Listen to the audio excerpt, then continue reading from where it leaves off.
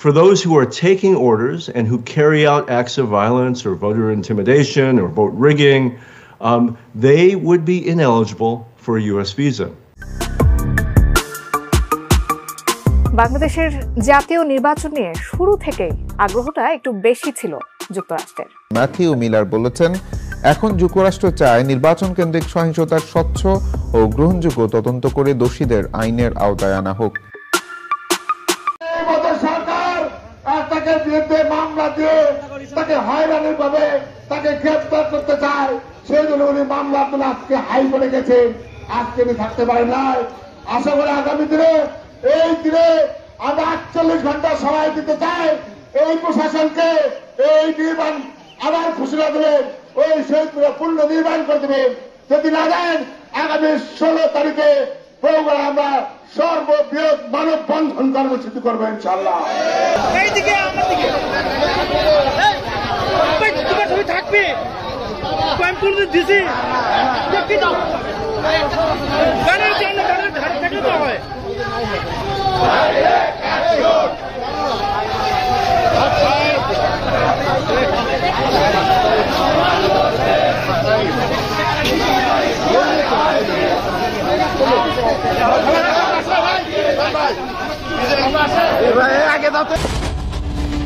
আসসালামু আলাইকুম প্রিয় দর্শক, ফাইনালি চলে আসলাম আপডেট ও গুরুত্বপূর্ণ কিছু নিউজ নিয়ে আপনাদের মাঝে। প্রিয় দর্শক, অবশ্যই ভিডিওটি শেষ অবধি দেখবেন।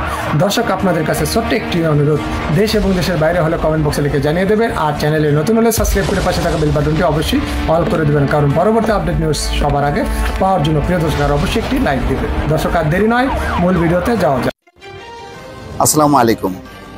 ডোনাল্ড লু ঢাকায় আসার পরপরই যে কি পরিমাণ তার ব্যস্ততা, তার একটি প্রমাণ হলো যে সরকার এবং অন্যান্য পক্ষের সঙ্গে আলোচনার আগে তিনি সুশীল সমাজের প্রতিনিধিদের সঙ্গে ইতিমধ্যে বৈঠক করেছেন এবং পিটার ডি হাসের বাসায় এই বৈঠকটি হয়েছে। তার মানে হচ্ছে তিনি বাংলাদেশের মাটিতে পা দেওয়ার পরপরই বেসরকারি পর্যায়ে সুশীল সমাজের কাছের বিভিন্ন যে পর্যায়ে আছে তাদের কাছ থেকে দেশের নির্বাচন, অর্থনৈতিক পরিস্থিতি সব বিষয়ে তিনি একটি ধারণা নিচ্ছেন। এই ধারণা নিয়েই কিন্তু তিনি সরকারের বিভিন্ন পর্যায়ে কথাবার্তা বলবেন। তো সুতরাং এই বৈঠক থেকেই বোঝা যাচ্ছে যে তাদের প্রায়োরিটির জায়গাটা কোনটা। মানে মার্কিন যুক্তরাষ্ট্র কিন্তু এখনো বেসরকারি পর্যায়কে বেশি গুরুত্ব দিচ্ছে ওই একটাই কারণে যে তারা প্রকৃত পরিস্থিতি বুঝতে চায়। অনেকে বলে যে না, এখন শেষ ওই তাদের বোয়িং ব্যবসা, তেল গ্যাস ব্যবসা না, মানে এর বাইরেও তাদের যে অনেক ধরনের একটা কমিটমেন্ট আছে, রাজনৈতিক কমিটমেন্ট, এটা হচ্ছে তার প্রমাণ। তা না হলে বাংলাদেশের মাটিতে পা দিয়ে প্রথমেই তারা সরকারের বিভিন্ন পর্যায়ের সঙ্গে কথা বলতো, আর হয়তো মুখ দেখানোর জন্য বেসরকারি পর্যায়ে এর ওর সাথে দেখা করতে পারতো। কিন্তু না, তার কাছে গুরুত্ব হচ্ছে বেসরকারি পর্যায়ের সমাজের বিভিন্ন অংশের যারা প্রতিনিধিত্ব করেন তাদের। এবং দেখেন আজকে তাই হয়েছে যে কাদের সঙ্গে বসছেন তিনি। ডেইলি স্টারের সম্পাদক মাহফুজ আনাম, কে ছিলেন? শ্রমিক নেত্রী কল্পনা আক্তার, যে কল্পনা আক্তারের নাম জো বাইডেন তার ভাষণে উল্লেখ করেছেন যখন নাকি শ্রমিক ইস্যুতে নীতি প্রণয়ন করে। শ্রমিক নেতা বাবুল আক্তার, জলবায়ু কর্মী সোহানুর রহমান এবং মানবাধিকার কর্মী নূর খান লিটন। তার মানে এই যে মানুষগুলো, তারা কিন্তু কেউ সরকারের সাথে সংশ্লিষ্ট না, তারা যার যার অবস্থানে কাজ করে, যার যার অবস্থানে তারা মানবাধিকার সমুন্নত রাখার জন্য, গণমাধ্যমের স্বাধীনতা সমুন্নত রাখার জন্য, মানবাধিকার এবং শ্রমিক অধিকার এই ব্যাপারে তারা নিরলসভাবে কাজ করে যাচ্ছেন। এই মানুষগুলোকে মার্কিন যুক্তরাষ্ট্র চেনে এই জন্য, এবং তারা জানে যে এই মানুষগুলোর সঙ্গে যদি আমরা কথা বলি তাহলে তারা প্রকৃত চিত্র পাবে। আজকে বৈঠকে আমেরিকার পক্ষ থেকে উপস্থিত ছিলেন Donald Lu, chief office staff Nathaniel Huff, bureau of intelligence and রিসার্চের বিশ্লেষক Sarah Arnrich, Peter D Haas, ইউএসএআইডির মিশন ডিরেক্টর রিড এসলিম্যান ছিলেন, political counsellor Arturo Hines, deputy political and economic counsellor Sharon Fitts Garold, political attache Matthew Bey, আর এছাড়া ঢাকায় নিযুক্ত German রাষ্ট্রদূত আসিম স্ট্রোস্টারও ছিলেন, তার মানে আরেকটা দেশের প্রতিনিধিও ছিলেন যারা ইউরোপকে প্রতিনিধিত্ব করে। আর বাংলাদেশের যারা ছিলেন তাদের নাম বলেছি। এবং আজকে রাতে দেখেন, প্রথমেই তার মানে বেসরকারি পর্যায়ের নাগরিকদের সঙ্গে মত বিনিময় করে দেশ সম্পর্কে একটা সম্মুখ ধারণা নিয়ে এখন রাতের বেলায় তিনি যাবেন সালমান এফ রহমানের বাসায়, সেখানে নৈশভোজ করবেন এবং তারপর সাবের হোসেন চৌধুরী পররাষ্ট্র সচিব এবং কথা বলবেন হাসান মাহমুদের সঙ্গে সৌজন্য সাক্ষাৎ করবেন। তো একটা পরিষ্কার যে তাদের প্রায়োরিটি তালিকাটা কি, এটা আমার মনে হয় যে বোঝার কোনো কষ্ট হচ্ছে না। যে মার্কিন যুক্তরাষ্ট্র বাংলাদেশের সম্পর্কে, তাদের বাংলাদেশের নির্বাচন, মানবাধিকার, এইসব পরিস্থিতি নিয়ে তাদের আগের যে অবস্থা।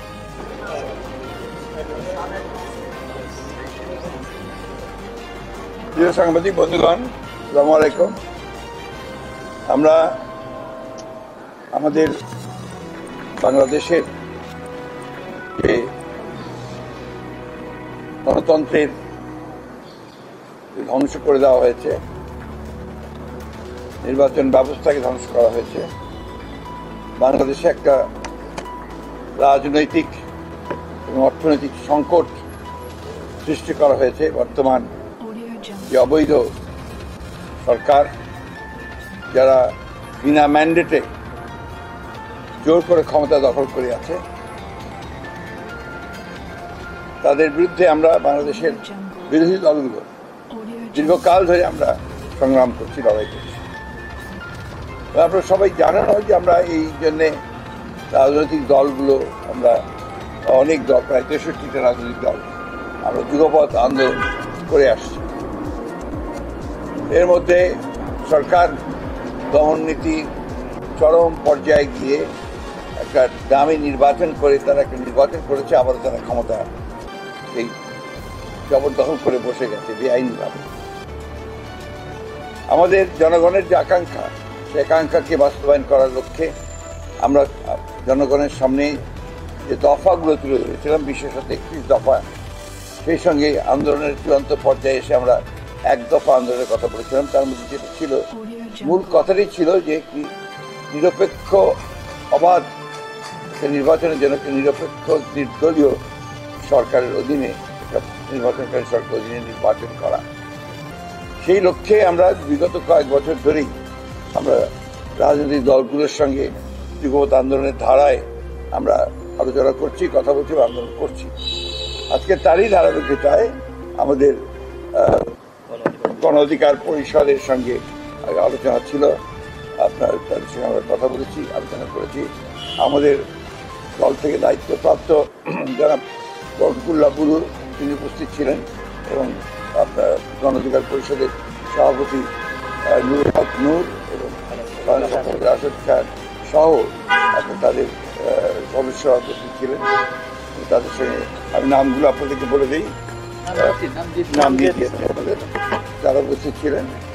আমরা প্রমাণ যে গণতান্ত্রিক আন্দোলনের জন্য কী ধরনের আপনার কর্মসূচি গ্রহণ করা যায় এবং কীভাবে আমাদের লক্ষ্যে পৌঁছানো যায়, বর্তমান রাজনৈতিক পরিস্থিতি, তার বিশ্লেষণ, সেই সঙ্গে আমাদের কর্মসূচি নির্ধারণের জন্য আমরা প্রাথমিক কিছু আলোচনা আজকে করেছি। একটি কথা আমরা সবাই এখানে একমত হয়েছি, যে কথাটা আমি সবসময় বলে আসছি, এখনো বলছি, যে কোনো পরিবর্তনের জন্য সবচেয়ে বড় ভূমিকা পালন করে তরুণ এবং যুব সমাজ, ছাত্র সমাজ। সেই ক্ষেত্রে আমাদের যারা গণ অধিকার পরিষদে আছেন, আমি খুব আশাবাদী যে তারা কিন্তু সবাই প্রায় একেবারেই তরুণ এবং ছাত্র নেতা থেকে উঠে এসছেন। ছাত্র নেতা ছিলেন নূর সাহেব নিজেই, রাষ্ট্রের ভিপি ছিলেন, এবং তাদের ভূমিকাও এই আন্দোলনে অত্যন্ত জোরালো ভূমিকা ছিল। আমি যেটা আশা করব যে আগামী দিনের গণতান্ত্রিক আন্দোলনে তারা তাদের ভূমিকা অক্ষুণ্ণ রাখবেন, একই সঙ্গে জনগণকে সংগঠিত করবার ক্ষেত্রে তারা তাদের ইতিবাচক ভূমিকা পালন করবেন। আমি আজকে বক্তব্য অন্যভাবে রাখতে চাই না। আমাদের পুলিশ চেয়ারম্যান তিনি রাখবেন, আর আপনার নূর সাহেব বক্তব্য রাখবেন। এখন আমি নূর সাহেবকে অনুরোধ করবো এই বিষয়ে পরে কথা বলি, এটা শেষ করি। সাংবাদিক ভাইরা, আপনাদেরকে ধন্যবাদ জানাচ্ছি। আপনারা শুনেছেন বিএনপির মাননীয় মহাসচিব এবং বিএনপির ভাইস চেয়ারম্যান জনাব বরকতুল্লাহ বুলু সাহেব সহ যে আমাদের লিয়াজু কমিটির দীর্ঘক্ষণ আলাপ আলোচনা হয়েছে। আলাপ আলোচনায় আমরা আমাদের আন্দোলনের অতীতের বিষয়বস্তু নিয়ে আমরা পর্যবেক্ষণ করেছি এবং সেখানে জনগণের যে এত জনসমর্থন ছিল, জনগণের স্বতঃস্ফূর্ত রাজপথের উপস্থিতি ছিল, সেটা রাষ্ট্রযন্ত্রকে ব্যবহার করে সরকার যেভাবে দমনপীড়ন করেছে এবং আইন আদালতকে অস্ত্র হিসেবে ব্যবহার করে নির্মূল করে দেশে একটি একদলীয় শাসন কায়েমের জন্য সরকারের যে অপচেষ্টা, সেটি নিয়ে আমরা সবাই সতর্ক আছি। এবং এই যে ৬৩টি রাজনৈতিক দলের যে যুগপৎ আন্দোলন হয়েছে, এই স্বৈর শাসনের অবসান ঘটিয়ে আগামীর নতুন রাষ্ট্র ব্যবস্থা গড়ে তোলা না পর্যন্ত এই রাজনৈতিক দলগুলোর যুগপৎ আন্দোলন চলবে। আপনারা একটা বিষয় স্পষ্ট জানেন যে নির্বাচনের আগে এই ৬৩টি রাজনৈতিক দল আগামীর বাংলাদেশকে কেমন দেখতে চায়, কোন কোন জায়গায় পরিবর্তন চায়, সেইগুলো নিয়ে কিন্তু আমরা ৩১ দফা একটা রাষ্ট্র মেরামতের কর্মসূচি দিয়েছি, যেখানে আমাদের অর্থনৈতিক ব্যবস্থা, স্বাস্থ্য ব্যবস্থা, শিক্ষা, চিকিৎসা, আমরা প্রায় রাষ্ট্রের সমগ্র বিষয় সম্পর্কে আমাদের একটা সম্যক ধারণা ৩১ দফাতে দিয়েছি। তো নির্বাচন করার জন্য যে সরকার বিরোধী দলের প্রায় ৩২,০০০ নেতাকর্মীকে জেলে নিয়েছে মহাসচিব সহ, এবং তার সরল স্বীকারোক্তি সরকারের মন্ত্রীরাই করেছে। কাজে সেই অবস্থায় তো আন্দোলনকে কন্টিনিউ করে যাওয়া বিরোধী দলের জন্য অনেক ক্ষেত্রে হয়তো ডিফিকাল্ট ছিল, এবং সরকারের এই শয়তানি বুঝে ওঠার জন্য আমাদেরও বেগ পেতে হয়েছে। তবে আমরা সরকারের সব ধরনের ষড়যন্ত্র এবং শয়তানি আগামীতে মোকাবেলা করার জন্য আমরা প্রস্তুতি নিচ্ছি এবং সেই ধরনের কর্মকৌশল নিয়ে আগামীতে আন্দোলনকে বেগবান করা হবে। এই আন্দোলনের সাথে যারা ছিলেন রাজনৈতিক দলের নেতাকর্মী থেকে জনগণ, তাদেরকে আমরা পুনরায় আবার শক্তি নিয়ে আমরা উঠে দাঁড়ানোর আহ্বান জানাবো। এবং বিশেষ করে মহাসচিব সবসময় ছাত্র, যুবক, তরুণদেরকে এগিয়ে আসার জন্য বলেন। এটা তো সত্য যে এই বাংলাদেশ তথা এই উপমহাদেশের সমস্ত গণতান্ত্রিক আন্দোলন সংগ্রামে জনগণের অধিকার আদায়ে ছাত্র, যুবক, তরুণরা অগ্রভাগে ছিল। মহাসচিব সহ দেশবাসীর যে ছাত্র, যুবক, তরুণদের নিয়ে যে আশা এবং প্রত্যাশা, গণ অধিকার পরিষদ একটা তারুণ্যের দল হওয়ায় ইনশাল্লাহ আমরা অতীতে যেভাবে রাজপথে ছিলাম, আগামীতেও সেই একই ভূমিকা নিয়ে শত ত্যাগ স্বীকার করেও নির্যাতন, নিপীড়ন, দমন পীড়নের মুখেও দেশের মানুষের অধিকার আদায়ে আমরা রাজপথে থাকবো, এই আহ্বান রেখে আমাদের আজকের আমার বক্তব্য গণ অধিকার পরিষদের পক্ষ থেকে শেষ করছি। আপনাদের সবাইকে ধন্যবাদ। আমাদের মাননীয় মহাসচিব আপনাদের বিস্তারিত বলেছেন এবং নূর সাহেবও বলেছেন। আমি দুটি কথা বলে শেষ করি। ৭০-এর নির্বাচন পরবর্তী পর্যায়ে কী কারণে আমরা পাকিস্তানের সাথে মুক্তিযুদ্ধে গেলাম? একমাত্র গণতান্ত্রিক অধিকার জন্য। সেদিন যদি পাকিস্তান নির্বাচনকে স্বীকৃতি দিত এবং গণতান্ত্রিক অধিকার আমাদের মেনে নিত, তাহলে পাকিস্তান ভাঙত। সে কারণে আমরা মুক্তিযুদ্ধ করেছি। আজকেও আমাদের পরপর 3টি নির্বাচন এদেশে মানুষ ভোটার অধিকার তাদের হরণ করা হয়েছে, ভোট দিতে পারছে না। আমরা এই ভোটের অধিকার, গণতান্ত্রিক অধিকার এবং সমাজে যে বৈষম্য আজকে সৃষ্টি হয়েছে, 5% লোকের বা 10% লোকের কাছে বাংলাদেশের শতকরা 90% আজকে সম্পদ প্রকৃত হয়েছে। এর থেকে আমরা মুক্তি চাই এবং সামাজিক ন্যায় বিচার, আমার ভোটের অধিকার, গণতান্ত্রিক অধিকার। আজকে ম্যাক্সিমাম মানুষ দারিদ্র্যের সীমায় চলে যাচ্ছে। এই যে মূল্যস্ফীতি, দ্রব্যমূল্যের যে ঊর্ধ্বগতি এবং বিনা নোটিশে বিদ্যুতের দাম বাড়াচ্ছে, গ্যাসের দাম বাড়াচ্ছে, তেলের দাম বাড়াচ্ছে, এর থেকে মানুষ বাঁচতে চায়। এই জন্যই আমরা আমাদের যে এটা চলমান প্রক্রিয়া, 28 অক্টোবর আগেও আমরা এই সমস্ত রাজনৈতিক দলগুলোর সাথে 63টি রাজনৈতিক দল নিয়ে আমরা যুগপৎ আন্দোলন করেছি। আজকেও আমরা আবার একই পর্যায়ে ইনশাল্লাহ আগামী দিনে আমরা সবার সাথে আলাপ আলোচনা করে আমাদের রাজনৈতিক কর্মসূচি আমরা প্রণয়ন করব। এতে আমরা আমাদের গণতান্ত্রিক অধিকার ইনশাল্লাহ ফিরে আনতে পারব।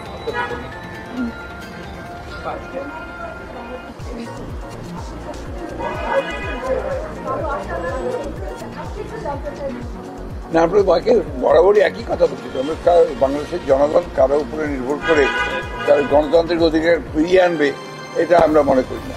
বাংলাদেশের জনগণ সবসময় তার নিজের শক্তিতে, নিজের পায়ের উপর ভর করেই 70 সালের পূর্বেও আন্দোলন করেছে, 70-এ আন্দোলন করেছে, 71-এ মুক্তিযুদ্ধ করেছে এবং পরবর্তীকালেও আমরা যে আন্দোলন করছি সম্পূর্ণ জনগণের শক্তিতেই নির্ভর করে আমরা আন্দোলন করছি গণতন্ত্রকে পুনরুদ্ধার করার জন্য। সুতরাং এই বিষয়ে আমরা খুব বেশি একটা কথা বলতে চাই না। ধন্যবাদ।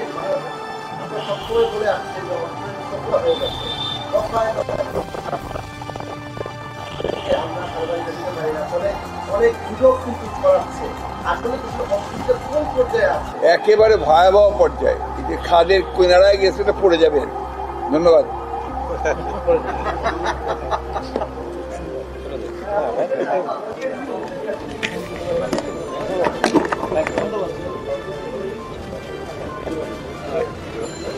ঠিক আছে, অনেক সুন্দর, ঠিক আছে।